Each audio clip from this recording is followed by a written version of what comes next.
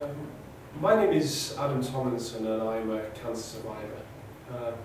In June 2009 I was diagnosed with a non-seminoma cancer.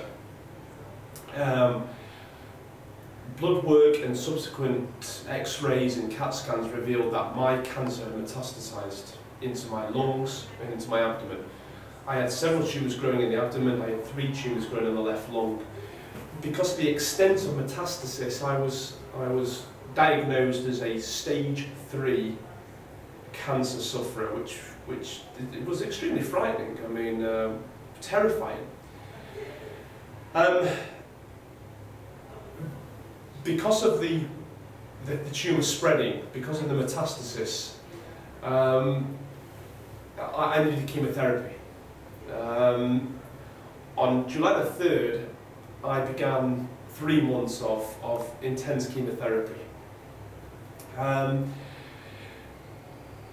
Chemotherapy is a most horrible experience. I mean, we all know, we've all heard of the side effects of chemotherapy and how nasty it is, and you know, I can't dispel any of those sorts of common beliefs. I mean, my hair came out in chunks, I lost all my body hair, I suffered terrible nosebleeds, I had to take steroids to stop my vomiting, diarrhea, constipation, having no energy, my immune system collapsed, my left lung folded in half because of the weight of the chemotherapy on the lungs. It was just a really horrible time.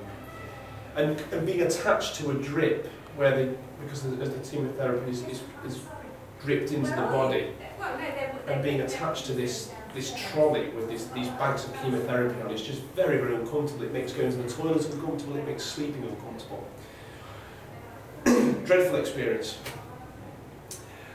During chemotherapy, it took a lot of willpower to keep going. There were many days where I just felt like giving up.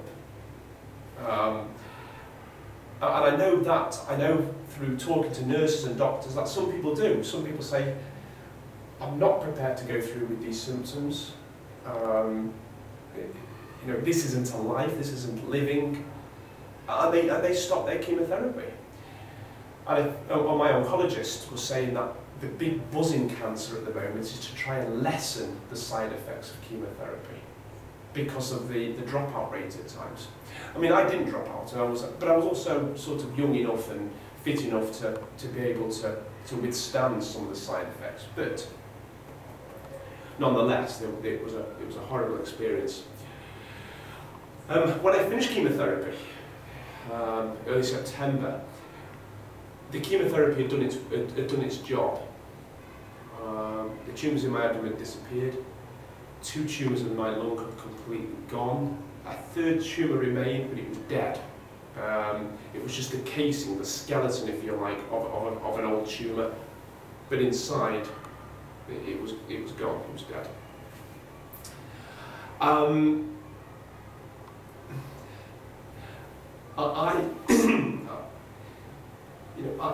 under no disillusion that chemotherapy wasn't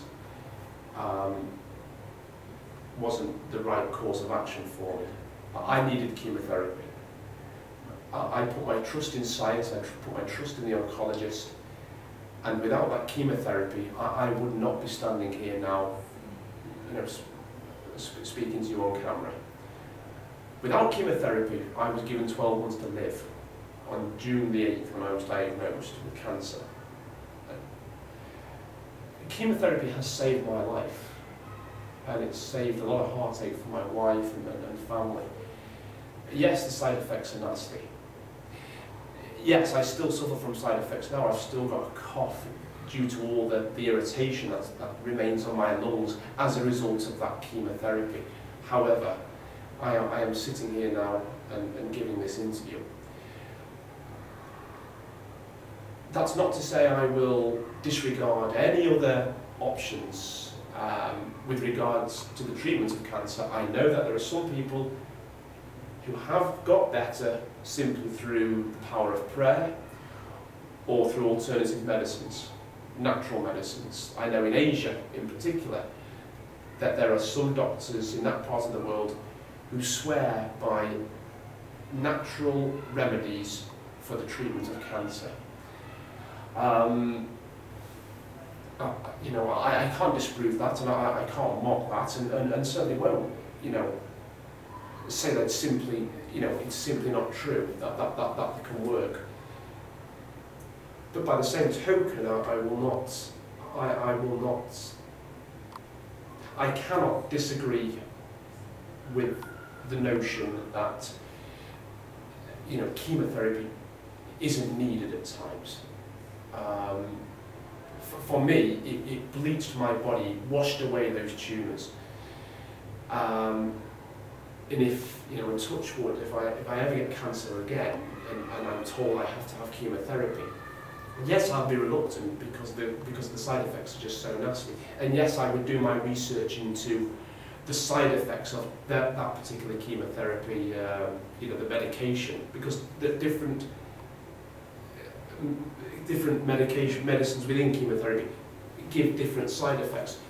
But I would still go with that option. I wouldn't put my trust in an alternative treatment unless proven, over many years.